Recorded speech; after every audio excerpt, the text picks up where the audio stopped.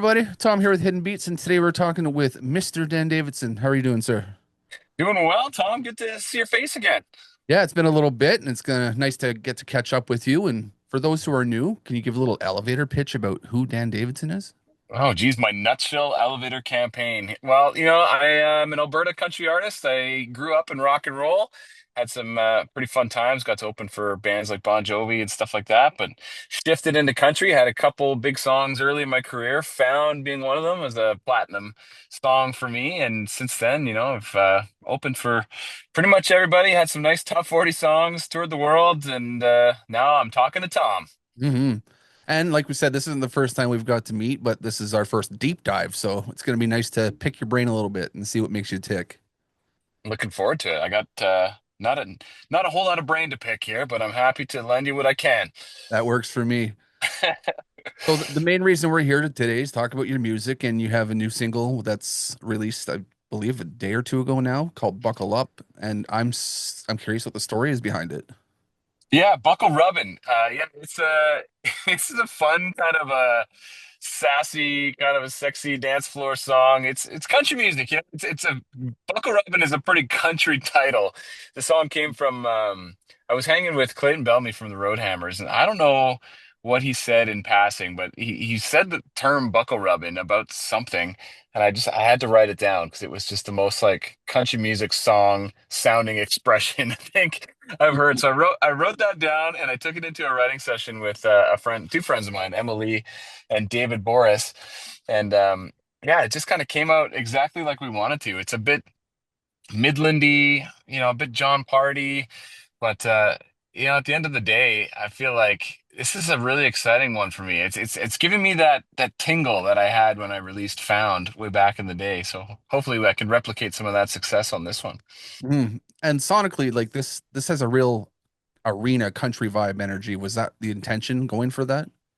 Yeah, I've kind of a lot of my music's been described as like get drunk and fall in love songs. So and I'm okay with that. That suits me just fine. And yeah, so a lot of good times and a lot of party atmosphere in my tunes. And this one's cool because it's kind of a mid-tempo-y, but it's got lots of energy in it. So it still works at those beer gardens I love to play.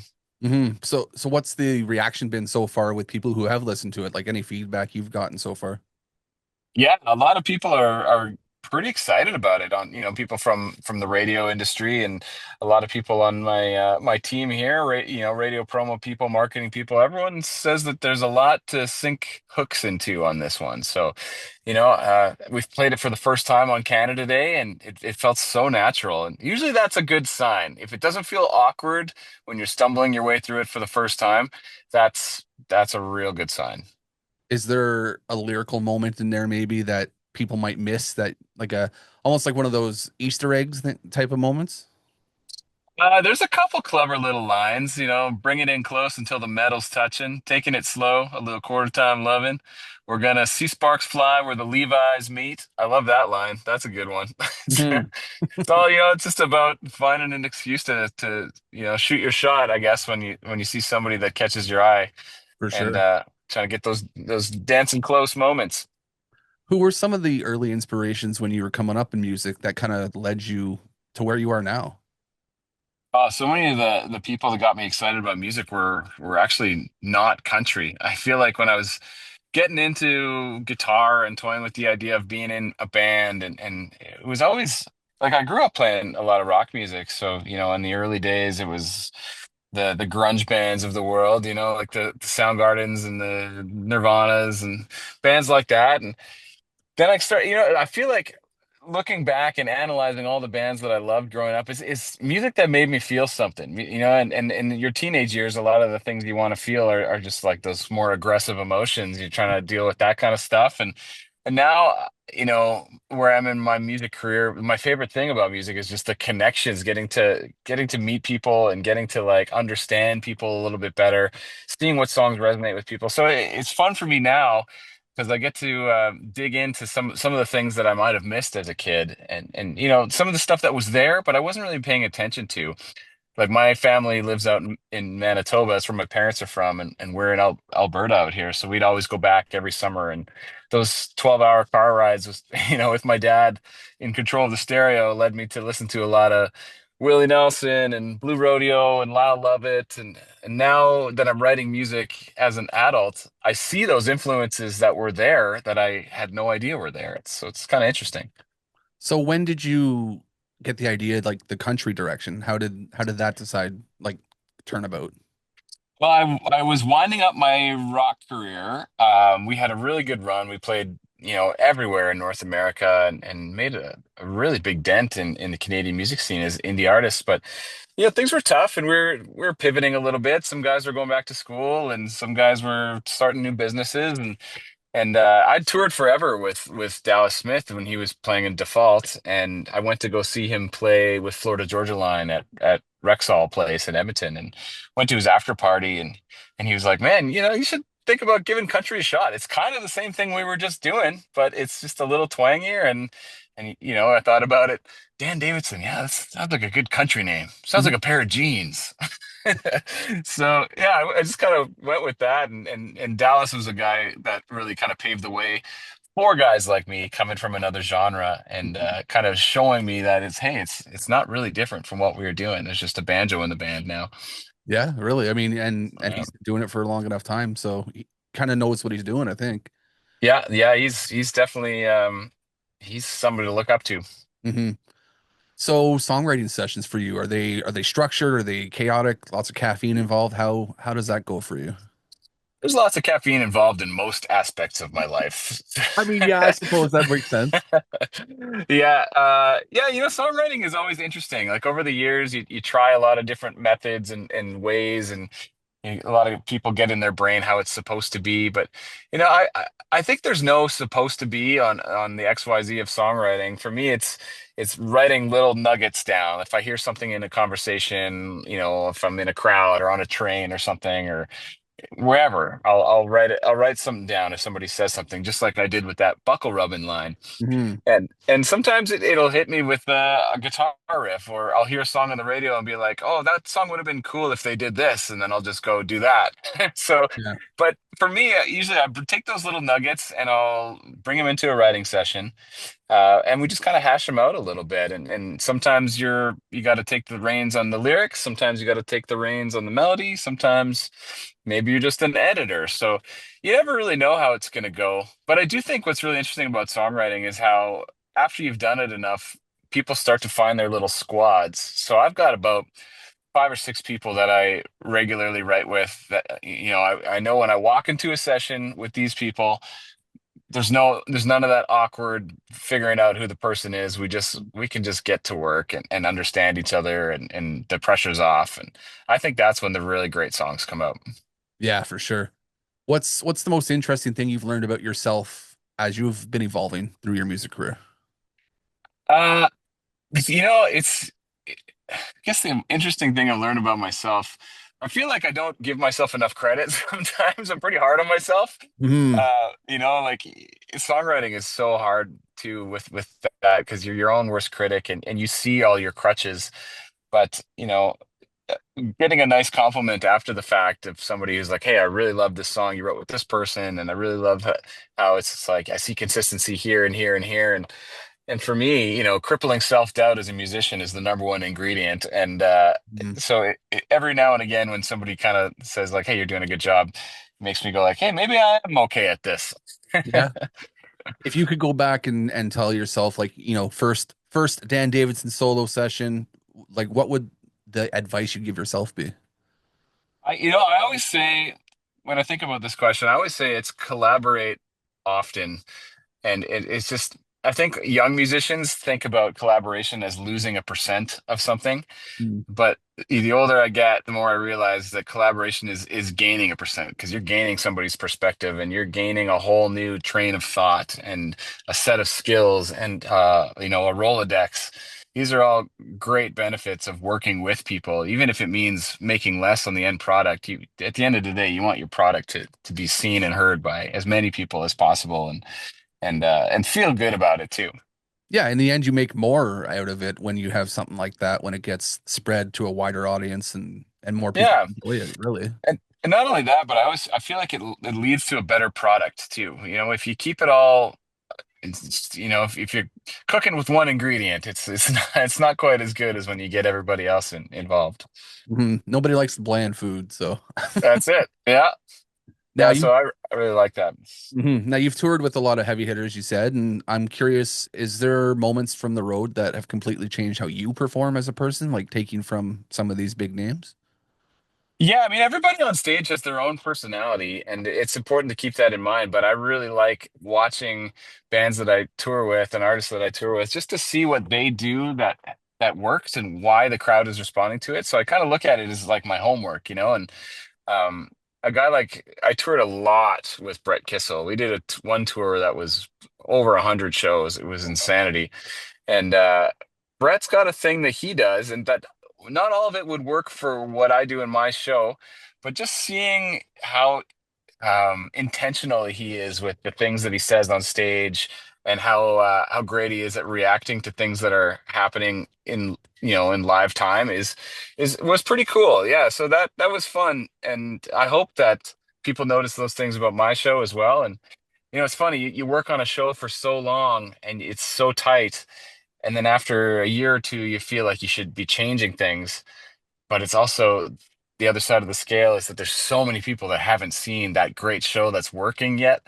So Hmm that I feel like that is a big internal battle, and watching other people and seeing what happens in their shows and how they change over the years. It's a really interesting study. hmm Well, I mean, I got to see you live for the first time at Boots, and I think you're arguably one of my favorite shows for that whole festival. You had such fun on stage and being right up front and close, taking pictures and everything. I think I enjoyed yours, one of the top three of the whole festival for me. Oh man, that's awesome. That's great to know. I mean, yeah, Mhm. I think at the end of the day, if it's a show where we had fun on stage, that translates to the audience. And I never take myself too seriously. And I think in those scenarios, especially like Boots and Hearts, it's I think you get more out of it when you feel like you connected with some people in the audience and you're on the same level. And I enjoy that. I think that's the best part. Yeah, no, 100%. That it made my day, made my weekend basically. Oh, awesome. That's great to hear, man. Thanks. Mhm.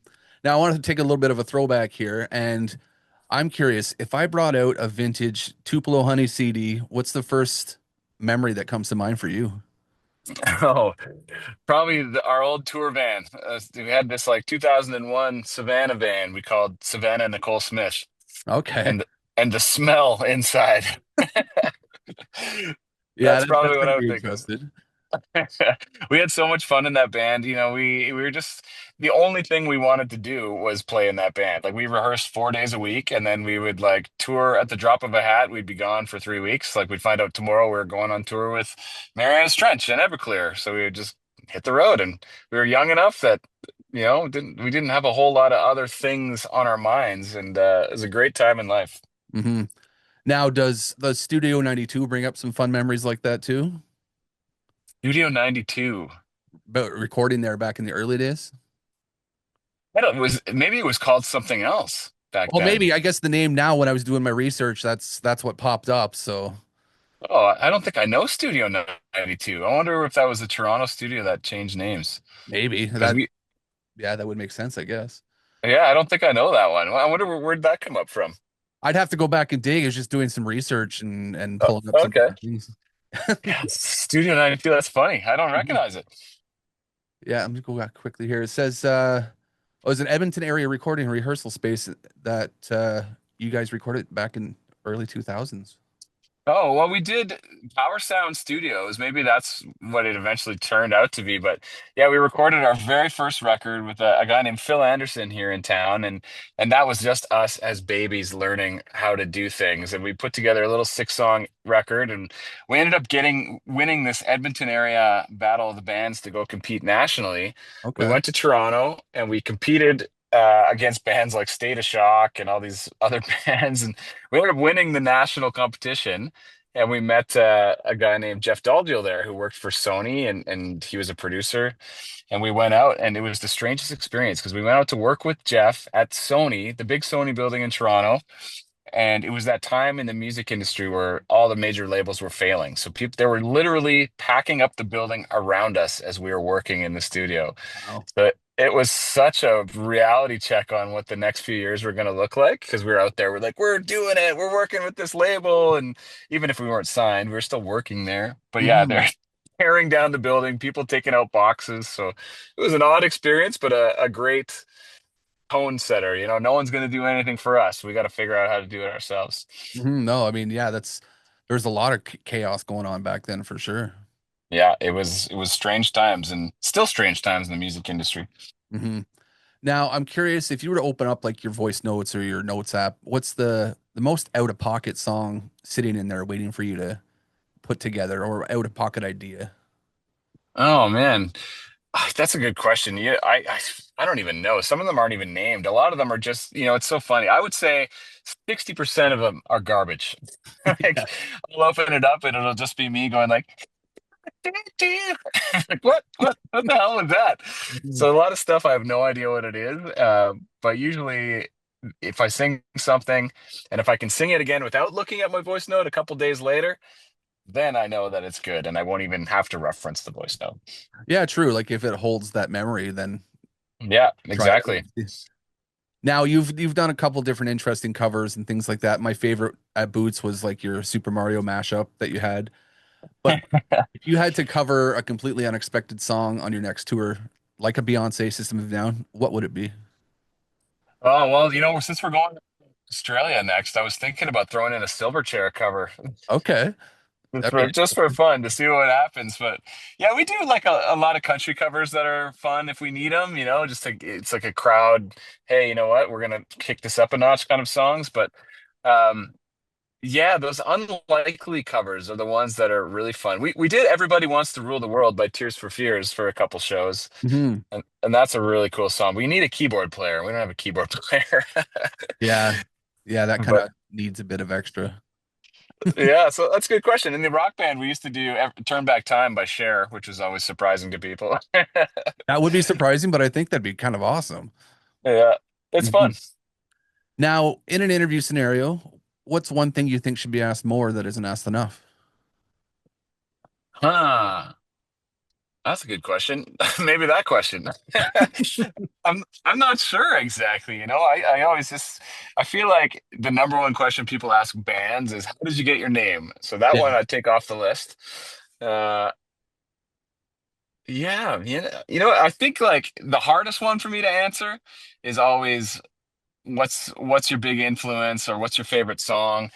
Because so maybe that leads me to say this. I think the number one question people should ask are what are the last five songs you played on your Spotify list? Okay, yeah. That goes to show a lot of people what's going on. Well, one of my questions I like to throw in every so often is like, what's something you're listening to that people wouldn't expect you're listening to, like your go-to song on a Spotify list? Oh, well, I'm gonna open up my Spotify right now and I'll tell you what's on the latest liked songs list. Mhm. Okay, well I got uh Ice Cube. Okay. I've got Limp Bizkit for some reason. Maybe I was going through a little retro phase. There's an emo band called American Football that I really used to love when I was in my teenage years. Hmm. And then I got some classics on here. I got some Willie Nelson and Miranda Lambert and so it's really all over the place. Midland, it's so funny. It goes from like crazy metal sometimes to old school country and very ADD kind of a playlist. I have one of those also, and I think that's the moniker of a great day of music, really. Everything makes you feel something different, and any music that makes you feel something is good music. Like people wouldn't expect, like I love Frankie Valli. Like that's one of my go-tos. I got to see him live. It was one of No those way. Oh, that's cool. experiences. Yeah. For an 80 plus year old man, those the pipes are the exact same as they were before. He's just not moving as much. That's awesome. I love hearing stuff like that. Like I think my favorite song is probably Easy by Lionel Richie, like the Commodores, and Mhm. that's one I always play in sound check. So it's funny, it's not, it doesn't matter. That's the cool thing about this age that we're in with Spotify is I think that people have got it out of their heads that there's old music and new music, and Mhm. now it's just there's music everywhere. So you can find a Frankie Valli or a Lionel Richie, and if the song hits you in the right moment, it's getting added to your playlist. That's yeah, my niece is 16 and she found Elvis and I was like, "Oh my God, like that's Elvis. Everyone should know Elvis, but she was so blown away just by just how he is musically. Isn't that strange? Yeah, it's funny. Even before I started really touring, I was teaching music, and I'd have people come in, and one day they'd want to learn a Green Day song, and one day they want to learn a video game song, and then it's a Pink song. And so there's no genre loyalty with the kids now or anything like that. It's just music is good if it's good. Hmm. Now, music being as crazy as it is, what do you do to stay grounded outside of that? Well, it's pretty easy. I'm a dad with two daughters, so it's my whole life when I turn off the music side of things is just, toiling away in the arenas of Central Alberta and being hockey dad, or Yeah. just doing stuff around the house with the kids, taking them to school, all that kind of stuff. So that's that's my number one. Like everybody has hobbies, and I guess if you're a parent, sometimes you don't because I you're a parent. I know that feeling exactly. I have Yeah. two kids, both under two, or I guess two and a Oh, half wow. under now. So there is no extra hobbies at that point. It's very busy. Hmm. Now, interesting question. Who plays you in the movie of your life? I like this question. I would say, um, what's the guy's name from The Office? John Krasinski, that guy. Yes. Okay. Yeah, I could see that. Yeah, he'd be fun. I think that would be the guy. Although I'd like it to be like Jason Statham or Brad Pitt or something, but it's probably not. It's probably that guy. No, but you get to pick your movie though. That's the thing. You get to cast whoever you want. I'll still stick with John Krasinski. People seem to like that, like him. So I'll go with Yeah, that. although I do think a Jason Statham doing like a rock band type of thing would be probably legendary. What's the job? Yeah, Yeah. that'd be pretty fun. He's the best. I'm going through an action movie phase right now, and I'm on my Jason Statham era. Yeah, he's always been one of my go-tos, and even though he plays, I mean, sad to say, he plays the same role in a lot of movies. He Hmm. does it so well. Like it's just so fun. Oh yeah, all the best actors do.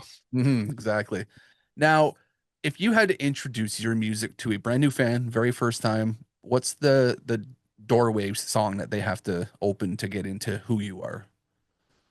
Uh, but it's hard not to say found because that one opened so many doors for me. But I would say honestly, Buckle Rubbin is a great conversation starter. I think it's got some interesting elements. It's fun, and I don't know, man. I've just got so much confidence in this song that I would go with that one.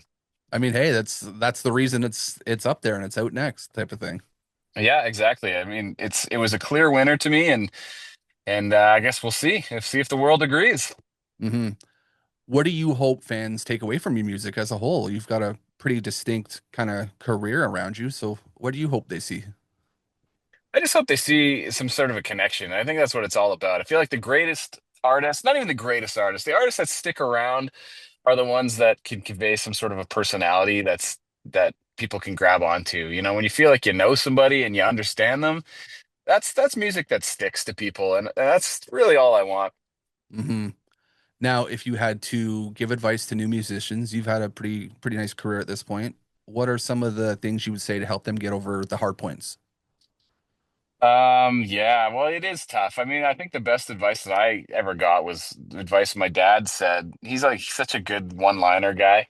And I remember, I'd like go to him and tell him some of the things I was dealing with that were bugging me. And he's like, well, all you can do really is be great and don't go away. Like, oh, I mean, that's it's, pretty good. it's good advice. Just do whatever you can to be your best and be relentless at it. No one's going to solve your problems, especially in the music industry. So you got to kind of bootstrap yourself a little bit. So yeah, and the other thing is too is everybody's journey is different in music. You might not be the 19-year-old TikTok superstar, but it doesn't mean you can't be successful. Yeah, one of my go-to lines has always been be the best at everything you do until you stop doing it. Yeah, it's exactly it, man. That's all you can control is your effort. Hmm. Yeah, no. Now, what are some of the next milestones you're looking to hit? You have the new release, you got, tours and everything happening all the time. What's next for you? Well, besides all this music stuff, like we just launched my new record label with the Road Hammers, which is really exciting. Hmm. Yeah, it's a for artist by artist kind of a label, and we're starting with my new record and the Hammers' new record. So that's really cool. Got partners all over the world and a good team in place there. But I'm also developing a kids TV show right now. Okay. We're partway through our first season, and it's just absolute insanity. It's like Pee-wee's Playhouse meets Yo Gabba Gabba meets the Muppets. So it's Sounds it's a fun. lot. It's a lot of fun. Yeah, we had some early investment money, and now we've kind of gotten a few grants. And so if it all falls apart, at least I'm the proud owner of $40,000 worth of puppets and mascots. I mean, I'm sure there could be something that you could do with that on stage even at some point. Yeah, I'll just do birthday parties or something. Yeah, why not? Yeah, Yeah, so awesome. that's been a huge part of my life too. I'm actually shooting at 5 o'clock today, so yeah, it continues and it's a lot of work. But it's fun because it's 4 or 5 musicians and we're all in this together, and I'm getting this sinking feeling that it's gonna work. And then it just adds so much more to your plate after that. Oh, and then I'm a children's entertainer. Oh God. Yeah, no, that's yeah, I like the idea of that. I think you would do well at that. It's honestly it's oddly fitting. I gotta say, watching back some of the footage, I'm like, whoa, this is feeling like it. I'm pretty good at this. Hmm. All right, couple last Uh, ones before we end off here. I'm curious what the proudest moment in your career is at this point. there's two. There's two that I always think about. The first one happened in the rock band when we opened for Bon Jovi in my hometown. 16, 17,000 people, Rock and Roll Hall of Fame band. That was pretty untouchable from a live perspective. Hmm. Um, and then the other one was just my publisher handing me my platinum record. I never in a million years would have ever thought that I would have achieved a platinum record, especially as an independent artist. So that was a pretty special moment too. I hope there's some other moments coming this year that can top those two. Yeah, those do sound like good ones though. Yeah, that was special times. I was glad that my family's around for both of those moments. Hmm. Now, what motivates you to keep pursuing the music that you're doing? It's, you know what? I equate it to golf. It's like golf sucks, is it's a frustrating game. But you take one good swing and you're a golfer. So Mhm. Yeah. it's much like that in music. It's a weird addictive kind of a career, and the highs are highs and the lows are low. But just finding a way to reinvent myself and dig into those wins and double down on them. So and I think that's what I've tried to do with having now a record label and a kids TV show, and I also host a radio show. So I've got all these kind of satellite ventures that branch off from my music career. Mhm. They all kind of feed into each other, and it's making it feel new all the time. And I think that's a pretty rewarding thing that you can always have a little bit of freshness when you're doing stuff. I think you have to, or you get kind of sad. You get into your routine, and it's just you hit walls, and you got to figure out ways to break them down. And sometimes that means just coming at life from a different angle. And so all these different projects keeps things pretty fresh for me. Hmm. Yeah, I've felt that within like hidden beats and stuff. Like you get lulls in that, but when festival season starts and You're everything's rolling. new and like I'm starting festival tomorrow actually, so it's gonna be pretty fun. Oh, awesome, man. Yeah, that's like honestly in the entertainment business, there's nothing better than being outside at a music festival. It's the best. Mhm. Now, final question, I think the most important out of everything is, are you happy? I am very happy. Yeah, I've got a good thing going here, and it's tough when you're, especially in this business, to not compare yourself to whoever's doing a little bit better than you. But um, I'm happy. I got a good thing going here in Edmonton, and the wife and the kids are doing well, and everybody's healthy. We have food to eat and a house to live in, and I get to make music with my friends and travel the world. So it feels, some days feel like I've hacked the system a little bit. Hey, you can't complain at that point. Yeah, I don't have a robot butler or a Maserati or anything like that, but I've got enough that I'm doing what I love, and that's cool. I've always like those Maserati. I couldn't fit in one of those. I'm a big boy. I'd not be able to get out of one of them. All right. Maybe a Range Rover then. Yeah, Ranger would be fun. Well, my friend, that's all I have written down here. Is there any final words of wisdom you want to leave to people? I think I've expelled all the wisdom I have and probably some I didn't have. So Mhm. I appreciate the chance, Tom. It's good to chat with you again. For sure. Where can people find you on social media? Anywhere at It's Dan Davidson, and I love hearing from the people. So drop me a message. Awesome. We'll make sure we link things in the description and everything for everyone. Cool, man. Sounds great. Well, I appreciate the chat. I hope we get to do this again sometime. It's always fun chatting with you. You're such a happy-go-lucky guy. I feel just we have a good time talking. Yeah, man. Anytime you need anything, you know where to find me. Sounds good. Well, we're gonna sign off and you enjoy the rest of your day. All right, you too, buddy. Talk to you again soon. All right, bye now. Bye.